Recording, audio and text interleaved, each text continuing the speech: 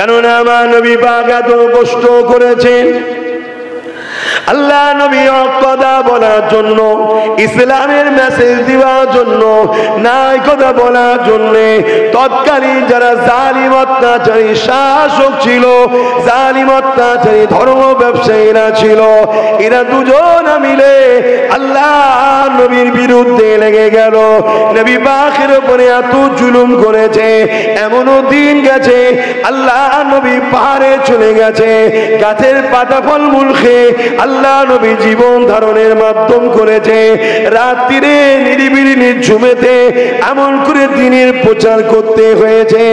এ যুবকেরা, তরুণীরা, বাপেরা আবার নতুন করে সেই জালিমদারি উত্তরসূরিরা ইসলামের প্রচারকে বন্ধ করে দিতে চাইছে, কোরআনের প্রচারকে বন্ধ করে দিতে চাইছে, দিনের পেহচান মসজিদ মাদ্রাসাগুলোকে ভেঙে দিতে চাইছে, মিটিয়ে দিতে চাইছে।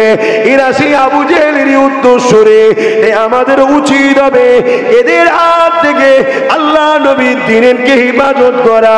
আমাদের উচিত হবে এদের হাত থেকে আল্লাহ নবীর দ্বীনের পেহচান মসজিদ মাদ্রাসার জন্য নিজেদেরকে ঢাল বানিয়ে দেওয়া। বেশক আল্লাহ পাক তিনি যথেষ্ট, তিনার ঘরের জন্য, তিনার দ্বীনের জন্য তিনি যথেষ্ট। কিন্তু তুমি আমি যদি আল্লাহকে এই প্রেমটা দেখাতে পারি, ও রাব্বি আল্লাহ, আমি আপনার বড় গুনাহগার খাতাকার বান্দা, কিন্তু আপনার দ্বীনের উপরে কোনো আঁচড় এলে আমি নিজের জানকেও কুরবান করতে পারি, আমি প্রথম সারিতে দাঁড়াতে পারি। হতে পারে আমার আল্লাহ তিনি এত দয়ালু, তোমার এই ভালো কাজের জন্য তোমার জীবনের গুনাহকে মাফ করে দিয়ে জগৎ বিখ্যাত আল্লাহর ওলিও বানিয়ে দিতে পারে। কেননা ইতিহাসে আমরা পড়েছি বিশাল হাফি নামে একটা যুবক ছিল, হালকা বয়সে একটা সময় বন্ধুদের পাল্লায় পড়ে অনেক অন্যায় করেছে, ভুল রাস্তাতে ছিল। একদিন রাস্তা দিয়ে যেতে যেতে আল্লাহ পাকের নাম লিখে একটা কাগজ পায়, বিসমিল্লাহির রহমানির রহিম। ওই কাগজটা তুলে নিয়ে আদর করে বুকে জামাই মোছে চুমা দিতে লেগেছে। আল্লাহ পাক খুশি হয়ে গেলে, আরে আমার বান্দা রে, তুই আমার নামে সম্মান দিয়েছি, আমি আল্লাহ তোকে আর সারাবি রাখবো না, আমি আল্লাহ তোকে আর খারাপ রাস্তায় রাখবো না। তুই যখন আমার নামে সম্মান দিয়েছি, আমি আল্লাহ তোকে তামাম পৃথিবীর কাছে সম্মানিত করে দেব।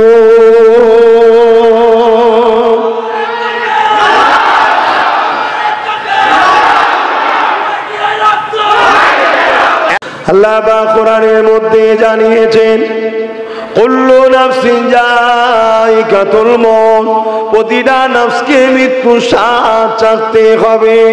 এ যুবকেরা, তরুণেরা, বাপেরা, আমাকে আপনাকে একদিন মৃত্যু স্বাদ চাখতে হবে। দুনিয়াদারি করতে গিয়ে আখিরাতকে ভুলে গেলে চলবে না। ওয়াল তানজুরু নাফসুম মা কদ্দামাত লিগাদ, প্রতিটা নফসের উচিত পরকালে চিন্তা করা। হ্যাঁ, দুনিয়াদারি করতে হবে, কারবার করতে হবে, ব্যবসা করতে হবে, সংসার জীবন করতে হবে। হালকা বয়সে খোরাখুরি আনন্দ জিন্দগিতে হয়ে যাবে, কিন্তু এমনটা না হয়ে যায় আপনি আপনার ধর্মের ক্ষতি করে ফেলবে, আপনি আপনার ধর্ম থেকে অনেক দূরে সরে যাবে। তাহলে মনে রাখবেন, মৃত্যুতে একদিন হয়ে যাবে, সবাই আপনার জানাজাতে আসবে। মিনহা খালাকনাকুম ওয়া বিহা নুঈদুকুম ওয়া মিনহা নুখরিজুকুম তাহারাতান উখরা বলে মাটি তো দিয়ে দেবে, কিন্তু এই কবরের জমিনে নূর নবী দয়ার নবীকে হাজির করানো হবে, আমার নবী পাককে দেখানো হবে। ওই জায়গায় যদি আপনি নবীকে চিনতে না পারে, তাহলে আপনি বরবাদ হয়ে যাবে। জমিনে কোনোদিন আপনি রসুলের কথা মনে করলেন না, জমিনে কোনোদিন আপনি রাসূলুল্লাহ রেখে যাওয়া দ্বীনের কথা মনে করলেন না, তাহলে কবরের জমিনে আপনি রসুলের কথা মনে করবেন কি করে? আপনার তো একটা দায়িত্ব আছে। আপনার রসুল তো আপনার কাছে এই দ্বীনটাকে রেখে গেছে যে আমার উম্মত আমার দ্বীনকে দেখবে। সবাই মিলে আমার রসুলের দ্বীনকে খুগলাচ্ছে, কামড়াচ্ছে, ছিন্ন বিচ্ছিন্ন করার পরিকল্পনা করছে। আমার নবীর দিন কেলে মিথ্যা প্রচার করছে। আর আপনারা যুব সমাজ যদি রসুলের দিনের পাশে না দাঁড়ান, আপনারা যদি সংগঠিত না হন, আপনারা যদি দিন সম্বন্ধে না জানেন, তাহলে জালিমদের প্রতিরোধ করবেন কিভাবে? আমার আওয়াজ বুঝছেন তো আপনারা? এটা কি আমাদের দায়িত্ব নয়? সবাই সবার ধর্মের জন্য ভাবছে, সবাই সবার ধর্মকে ডেভেলপমেন্ট করার জন্য ভাবছে, সবাই সবার ধর্মকে মানুষের কাছে খাওয়াবার জন্য ছুটছে। আল্লাহ শকর সেটা তোমাকে আমাকে করতে হবে না। ইসলাম এমন একটা ধর্ম, পুরো দুনিয়া ইসলামকে খুঁজে নিচ্ছে আর ইসলামের দিকে ঢুকছে। জোরে বলুন সুবহানাল্লাহ। কমসে কম ইসলামের উপরে যে নোংরা চক্রান্ত করে মিথ্যা প্রচার চালাচ্ছে, এইগুলোকে ডিফেন্স করার জন্য আপনাকে তো ঢাল হয়ে সামনে দাঁড়ানো দরকার। আপনারা যদি দাঁড়াতে নাও পারেন, আমাদের মতো উলামারা যারা ইসলামের জন্য লড়াই করছে, আমাদের পাশে তো আপনাদের ঢাল হয়ে দাঁড়াতে হবে।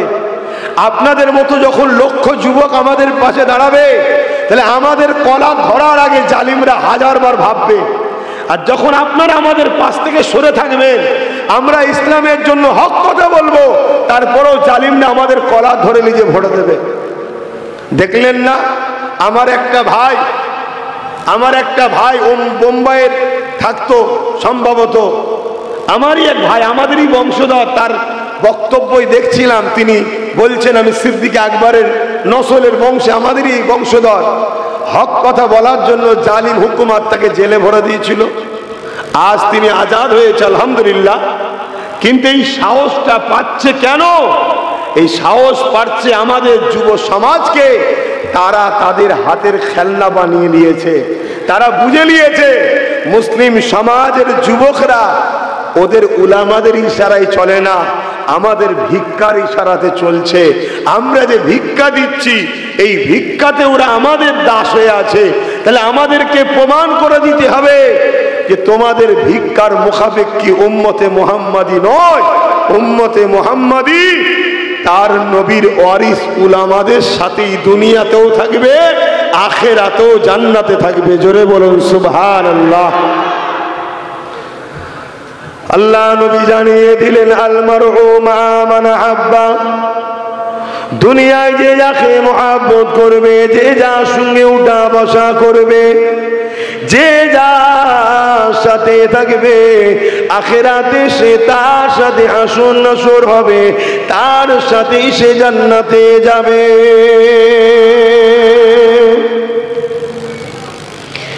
এ নওজওয়ানেরা, আল্লাহ নবী সাহাবাদিগকে জানিয়ে দিলেন কিয়ামতের দিনে একদল উলামা দিগকে আল্লাহ পাক হিসাব জান্নাতি করে দেবে। ওই যখন জান্নাতে যেতে বলবে, ওই উলামারা যখন জান্নাতে যাবে, এ যুবক মন দিয়ে শোনো, হালকা বয়সে অনেক ভুল হয়ে গেছে, কিন্তু আজকে কিছু কথা বলে যাচ্ছি, মন দিয়ে শোনো। যদি পারো এই কথাগুলোকে মেনে নিও, ইনশাআল্লাহ আমার আল্লাহ বড় দয়ালু গো।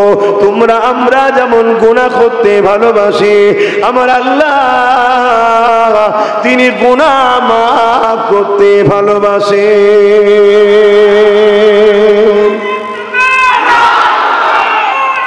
আল্লাহ। মুসা আলাইহিস সালামের জমানায় একটা যুবক ছিল, বড় ধনী লোক, ঘরের ছেলে, আর পাওয়ারও ছিল। সে পথভ্রষ্ট হয়ে পাপ কাজে লিপ্ত হয়ে গেছিল। অর্থের গরম, পাওয়ারের গরম, এলাকার মানুষ কেউ কিছু বলার সাহস পেত না। প্রতিদিন সে শরাব পান করত আর চরিত্রহীন কাজ, নোংরা নারীদেরকে খরিদ করে নিয়ে আসত।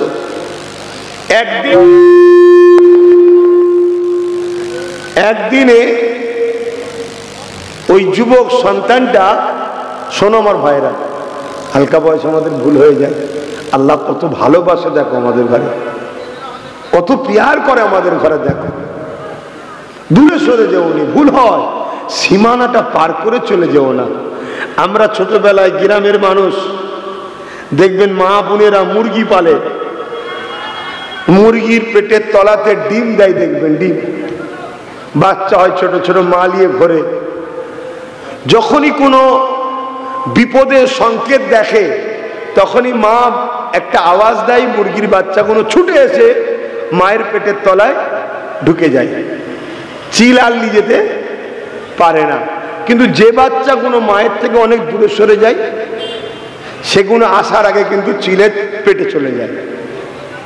আমি বুঝাতে চাইছি, তা হালকা বয়সে একটু ভুল হয়ে যাচ্ছে, আল্লাহ ক্ষমা করবে, কিন্তু ইসলাম থেকে অনেকটা দূরে সরে যাবেন না, বিপদের সময় ছুটে আসার আগে না শেষ হয়ে যান। আমার বক্তব্য এইটা, ধর্মের সঙ্গে জুড়ে থাকেন, একটু খেয়াল করুন, আপনার ধর্মটাকে মিটাবার একটা প্ল্যান চলছে, আপনারা একটু মাথা দেন। আমার অনুরোধ এতটুকু, আপনারা একটু ধর্মের বিষয়ে মাথা দেন, একটু খেয়াল করুন। একটা যুবক সমাজ যে জিনিসটা ঘটাতে পারে অন্যজনরা সেটা পারে না। এজন্য রাসূল পাক সাল্লাল্লাহু আলাইহি সাল্লাম সর্বসময় ইসলামের ঝান্ডা যুবক সাহাবাদের হাতে দিত, সব সময়। আল্লাহ নবী নিজে বলেছেন যে আমার ইসলামের সব থেকে বেশি উপকার করেছে যুবকরা, যুবকরা। আল্লাহ নবী তাই সর্বসময় হযরতে মাওলা আলী, হযরতে তালহা, হযরত উমর ফারুক এসব যুবকদের ঘরে ডাকতেন, যুবক সাহাবা এদিকে আসো, ধরো ইসলামের ঝান্ডা। ভাই আমার ভাবতে হবে, আপনারাই পারেন অনেক কিছু করতে। তাই সময়তে যে কথা বলতে গিয়ে চলে গেলাম, কোন কথা বলছিলাম যেন?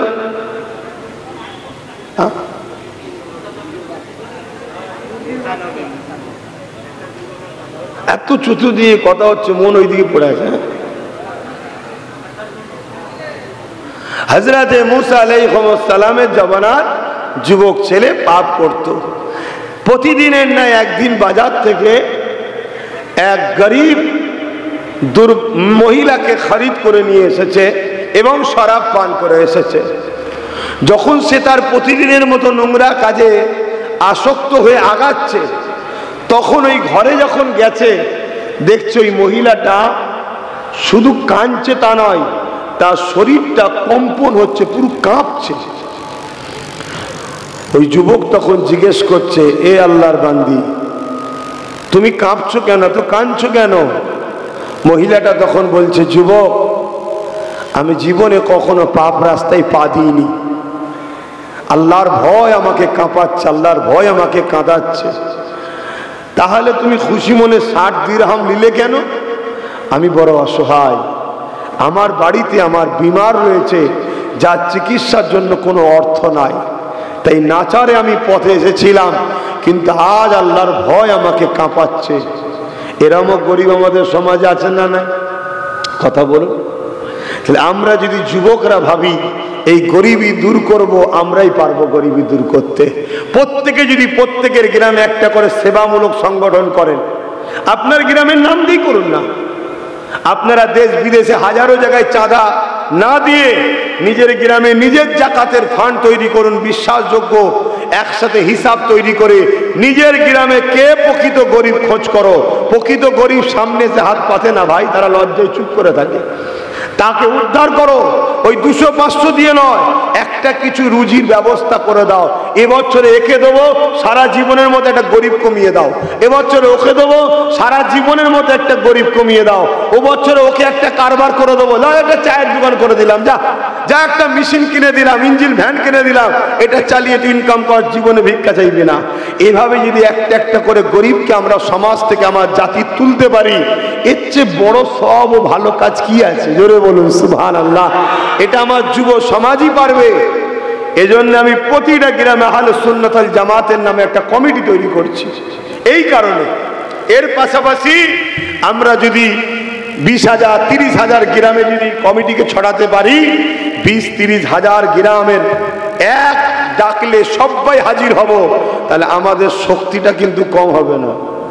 এটা ভাবো, এটা আমি তৈরি করছি। তো যাই হোক, ওই যুবকটা তখন এই কথা শুনে তার মধ্যে একটা পরিবর্তন শুরু হলো, যে হাই রে, এত গরিব মানুষ এই আল্লাহকে মনে করে, আল্লাহকে ভয় করে, আর আমি এত ধনী হয়ে আল্লাহ আমাকে এত দিয়েছে, আমার উচিত আল্লাহকে বেশি ভালোবাসা, আমার উচিত আল্লাহর বেশি কাজ করা, কারণ আল্লাহ আমায় দিয়েছে। আমি সে থেকে আল্লাহ থেকে দূরে, আর এত গরিব হয়ে আল্লাহকে এত ভালোবাসে, এত ভয় করে। যুবকটার মধ্যে পরিবর্তন এসছে। যুবকটা বলতে লেগেছে, আল্লাহর বান্দি, আমাকে আপনি ক্ষমা করে দেন। আপনাকে আমি যে 60 দিরহাম টাকা দিয়েছি, যেটা আজকের বাজার মূল্য 10 থেকে 15 লক্ষ টাকা হবে, ওই টাকা আপনাকে আর ফিরিয়ে দিতে হবে না। ওই টাকা নিয়ে আপনি ঘরে ফিরে যান এবং আপনি আমাকে ক্ষমা করেন আর আমার জন্য দোয়া করেন, আমি যেন এই অন্যায় কাজ থেকে ফিরে আসতে পারি। তবে আপনাকে সাক্ষী রেখে আমি আল্লাহ পাকে কাছে তওবা করছি। এই বলে তওবা করে নিল যুবকটা। ওই মহিলাটা চলে গেল। এ যুবকেরা, যুবকটা কাঁদতে লেগেছে, রাত যত বাদে কান্না বাড়াতে লেগেছে। কাঁদতে কাঁদতে আল্লাহ পাকে সিজদায় পড়ে বলতে লেগেছে, ও রাব্বি, আল্লাহ, আমি অন্যায় করে ফেলেছি, আমি ভুল করে ফেলেছি, খাতা করে ফেলেছি, আপনি বড় দয়ালু, আপনি আমাকে ক্ষমা করে দিন, মাফ করে দিন। এইভাবে কাঁদতে কাঁদতে গভীর রাত হয়ে গেছে।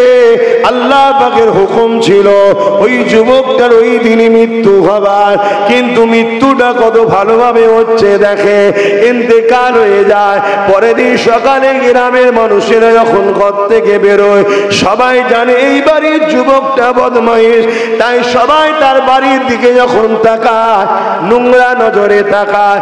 কিন্তু আজকে তাকিয়ে দেখে তার দরজায় গোড়ায় লেখা আছে, কেফেল আল্লাহ পাকের কাছে তওবা করেছে, তোমরা এর জানাজায় যারা শরীক হবে, আল্লাহ তাদেরও গুনাহ খাতাকে মাফ করে দেবে।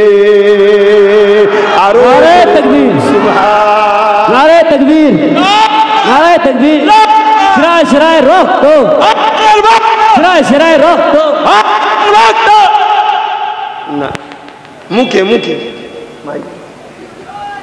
আস্তে রেখে দাও। কথা বুঝছেন ভাই? আল্লাহ কত ভালোবাসে আমাদেরকে। আমাদের জীবনে ভুল হয়েছে, আমাদের উচিত তওবা করতে হবে, ক্ষমা চাইতে হবে আল্লাহর কাছে। কার কখন কবে মৃত্যু আছে কেউ জানে না। আল্লাহ নবী বলছেন তওবাকারীকে আল্লাহ বড় পছন্দ করে। সাহাবা হুজুরা বসে রয়েছেন, নবী আমার সাহাবাদিওকে বলতে লাগলে, বাবারা, অন্যায় যদি হয়ে যায় সঙ্গে সঙ্গে তওবা করে নেবে, ক্ষমা আল্লাহর কাছে চেয়ে নেবে।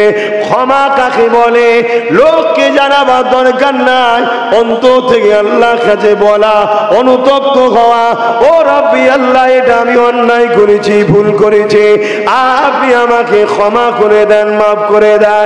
এই মনে মনে অনুতপ্ত হওয়াটাই হলো ক্ষমা। আজ আমাদের কার কি ভুল আছে না আছে সব নিজেরাই জানি। এখন যদি কেউ বসে বসে অনুতপ্ত হয় যে সত্যি আমিও ভুল করেছি, আল্লাহ মাফ করে দিক, আল্লাহ তাকে মাফ করে দেবে। জোরে বলুন সুবহানাল্লাহ। এটা কি তওবা বলে?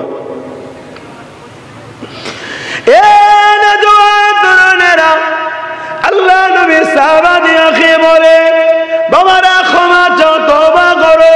যেমন মায়ের পেট থেকে বেরিয়েছিল, কোনো গুনাহ ছিল না, তওবাকারীকে আল্লাহ ওইভাবে ক্ষমা করে দেয়।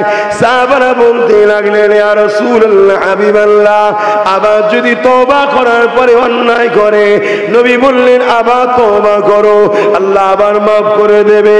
আবার সাহাবারা জিজ্ঞাসা করলে, ইয়া রাসূলুল্লাহ, হাবিবাল্লাহ, আবার যদি ভুল করে, আল্লাহ নবী বললেন আবার তওবা করো, ইয়া রাসূলুল্লাহ, কবার আল্লাহ মাফ করবে।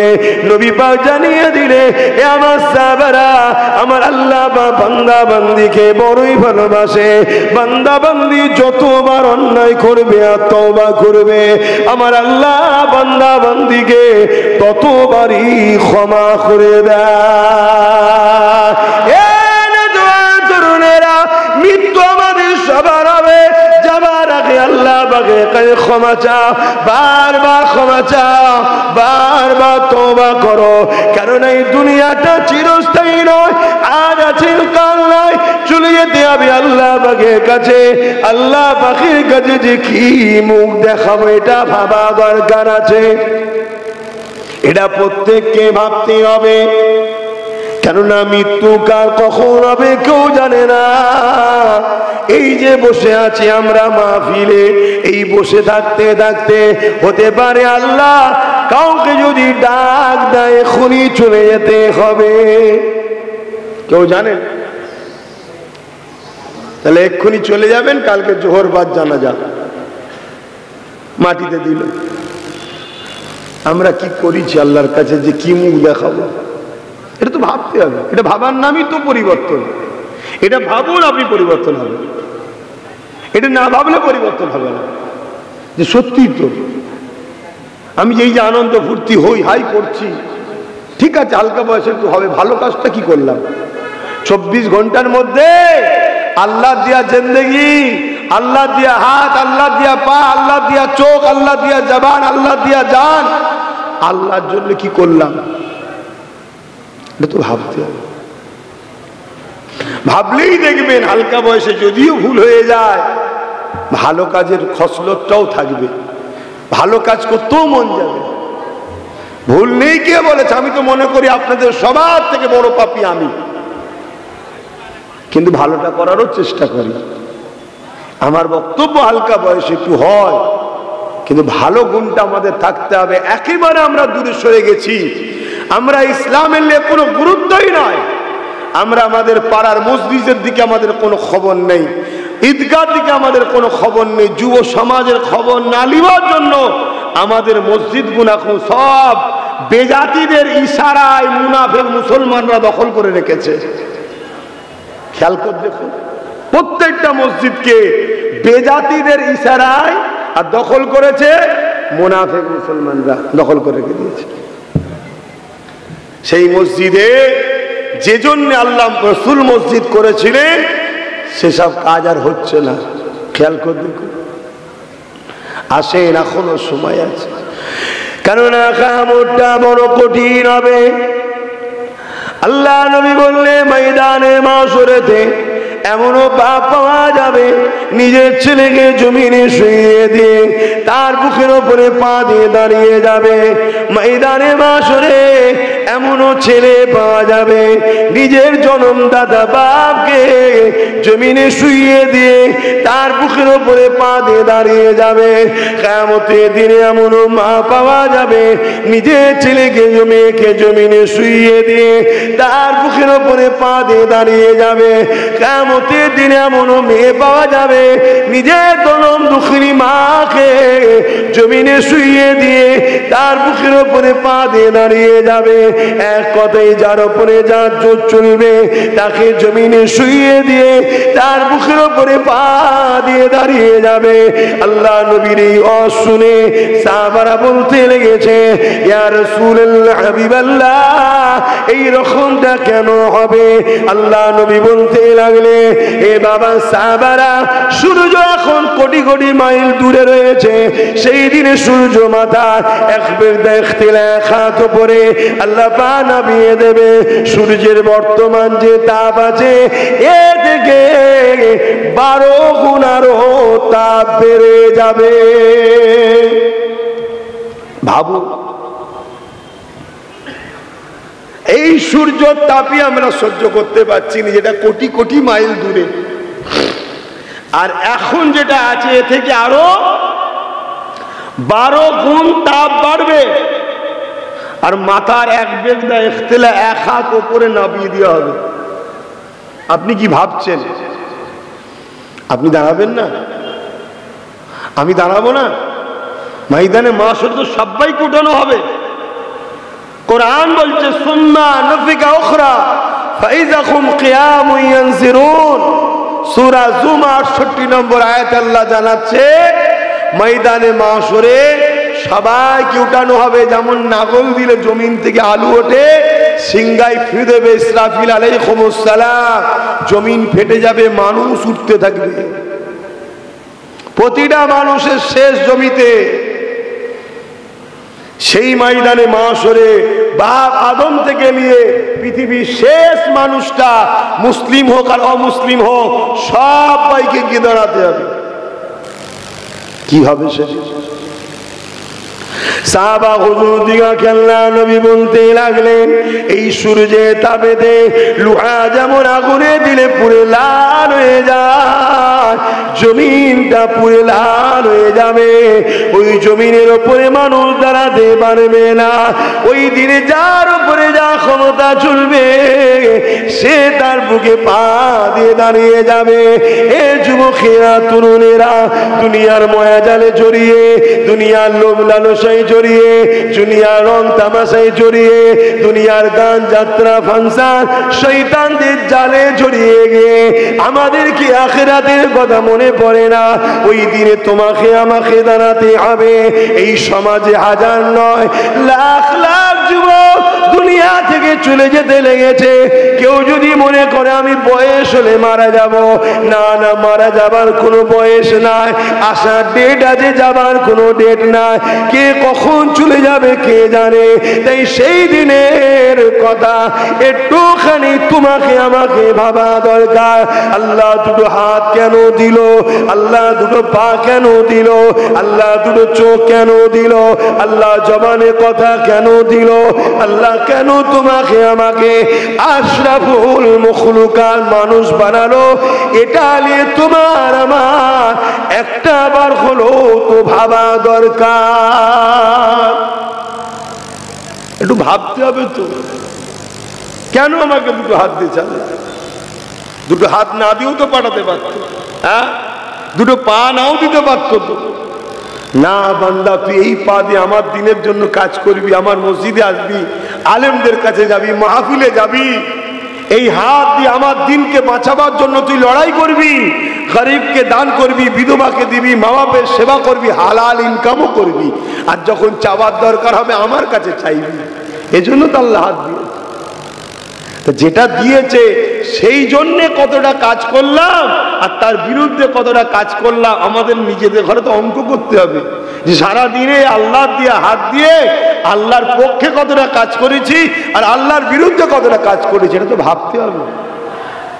আজ হয়তো আমাদের বয়স এখন হালকা, আজ হয়তো আমরা পাপটা বেশি করে ফেলছি, কিন্তু সাথে সাথে যদি ভালোটাও করে চলতে পারি তাহলে তো একদিন আমাদের মৃত্যু হবে, বয়স হবে। সেদিন তখন এই মুরব্বী বাপের আর কোনো ভালো খারাপ কাজ করে? সেদিন তখন দেখবেন আমাদের ভালো কাজটাই বেশি হচ্ছে। কিন্তু যদি হালকা বয়সে আমরা আমাদের ধর্মের গুরুত্বর কথা ভুলে যাই, মসজিদে আমাদের যদি যাতায়াত না থাকে, তা স্বাভাবিক তো বেজাতিরা, ইসলামের দুশ্মন যারা, তারা তো চাইবে মসজিদগুলোকে ভেঙে দিবার। আর আমরা যদি যুব সমাজ মসজিদের দিকে যাতায়াত করি, ভাঙতে পারবে? এগুলো ভাবেন, কেন কিয়ামত সবার হবে। আহা নবী আমার আমাকে আপনাকে কত ভালোবাসে। এ নওজওয়ানেরা, আল্লাহ নবী সারা জীবনটা তোমার আমার জন্য কেঁদেছেন। আজও রওজা মুবারকে তোমার আমার জন্য আল্লাহ নবী এখনো কাঁদতেছে। আরো জোরে বলুন না সুবহানাল্লাহ। কে আছে এত দরদি? সারা জীবনটা তোমার আমার জন্য কেঁদেছে নবী। এমন কোন দিন যায় না রাসূল তোমার আমার জন্য কাঁদেনে। আজ রোজা মুবারকে তোমার আমার জন্য কাঁদতেছেন। আমার রস শুনছেন তো নাকি? নবী রওজা মুবারকে কি করছে বলুন? আমি সবাইকে জিজ্ঞেস করছি, প্রত্যেকটা উম্মতকে জবান খুলে বলতে হবে, আল্লাহ নবী তোমার আমার জন্য রওজা মুবারকে কি করছে? সবাই বলো কি করছে? আমরা কখনো সেই নবীর জন্য কেঁদেছি? তাহলে কত খারাপ হয়ে গেলাম, কত আমরা খারাপ হয়ে গেলাম। আচ্ছা ঠিক আছে যান, না ঠিক আছে, ঠিক আছে যান। জি জি ভালো। ছেড়ে দাও না, চলে যাচ্ছে, তোরা টানাটানি করছিল, বিয়াদবি হচ্ছে। আমি আমার বাপের কথা বলছি নি, আমার নবীর কথা বলছি। পিছখানে রুকলে হয়? যান, বয়স হয়েছে, কথা বুঝতে হয়। শুনছেন তো নাকি? হ্যাঁ, বিয়াদবি হয়ে যাবে না। নবীর কাছে কেউ নয়, এটা মাথায় রাখতে হবে। ভালোবাসা ভালোবাসার জায়গায়, সম্মান সম্মানের জায়গায়। আমার রাসূল পাক সাল্লাল্লাহু আলাইহি সাল্লাম সারা জীবন আমাদের জন্য কেঁদেছে, আজও কাঁদছে। আমরা কখনো কাঁদলাম না। আমাদেরও তো উচিত সেই নবীর একটু আমাদের ভাবা দরকার, সেই নবীর জন্য আমাদের একটু চিন্তা করা দরকার। সেই নবীর দিন আমাদের কাছে রসুল রেখে গেছে, যে রসুল কত কষ্ট করে এই দিনটাকে কায়েম করেছে। আল্লাহ নবী জীবনে এমনও দিন গেছে, নবী আমার সিজদায় পড়েছে, মক্কার মুশরিক জালিমেরা আমার নবী পাককে কষ্ট দেবে বলে আল্লাহ নবীর পিঠেতে পচা দুম্বার ভুঁড়ি চাপিয়ে দিয়েছে। নবী আমার ভারী পচা দুম্বার ভুঁড়ি তুলতে পারেনি। নবী আমার সিজদায় পড়ে গিয়ে চোখের পানি ফেলে দিয়ে রব্বি রব্বি রব্বি করে সুবহান রাব্বিল আলা তাসবিহ পড়তে পড়তে আল্লাহ নবী কাঁদতে লেগেছে। এ যুবকেরা, তরুণেরা, আল্লাহ নবীর কলিজার টুকরি হযরতে খাতুনে জান্নাত ফাতিমা আয-জাহরা রাদিয়াল্লাহু তাআলা আনহা এই সময় যখন দেখতে পেয়ে যায় আমার আব্বাজান সিজদায় পড়ে রয়েছে, আর মক্কার মুশরিক জালিমেরা আমার আব্বাজানের পিঠেতে পচা দুম্বার ভুঁড়ি চাপিয়ে দিয়েছে, একদিকে যেমন ভারী আর একদিকে তেমন দুর্গন্ধ। হযরতে খাতুনে জান্নাত তখন ছোট শিশু ছিলে, আগিয়ে এসে কোন রকম ভাবে কষ্ট করে আব্বা জানের পিঠ থেকে ওই পচা দুম্বার ভুঁড়ি খানা নামিয়ে দিল। আল্লাহ নবী তখন মাথাটা তুললে নিঃশ্বাসিতে নবী পাকের একটু আরাম হলো।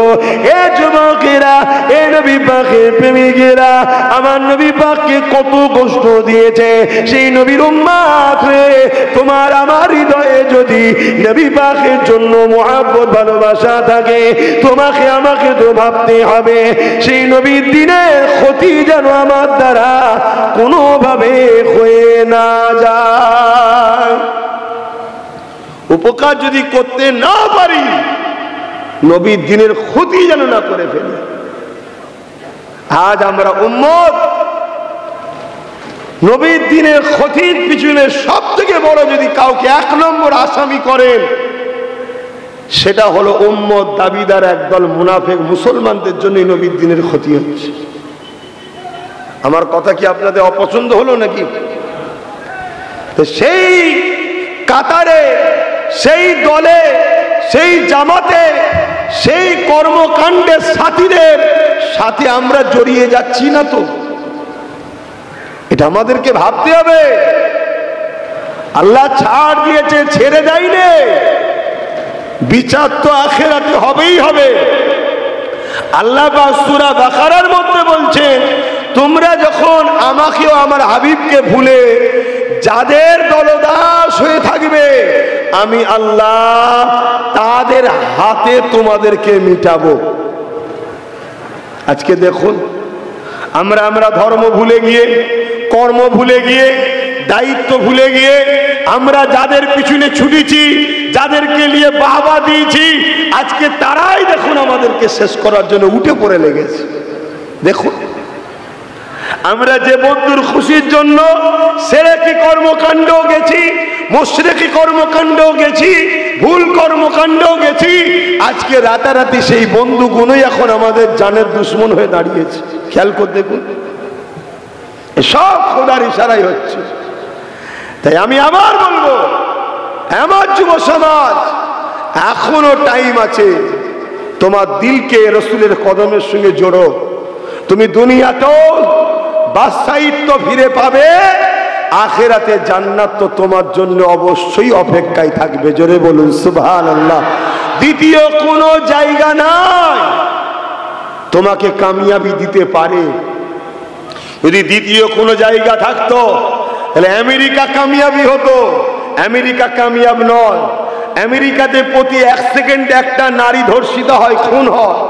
আমেরিকাতে দুর্নীতি খুন মার্ডার খুনোখুনি ভরে গেছে, আমেরিকাতে ধোঁকা প্রতারণা চিটিংবাজি ভরে গেছে, আমেরিকাতে সংসার গুনার হচ্ছে না, সব ডিভোর্স হয়ে যাচ্ছে।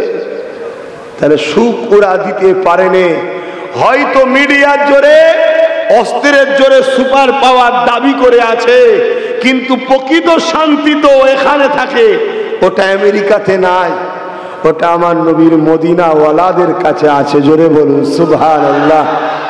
তাই আমি বলবো, এই যুবক, তোমার একটাই জায়গা, নিজেকে মোহাম্মদ রসুলের কদমে জোড়ো।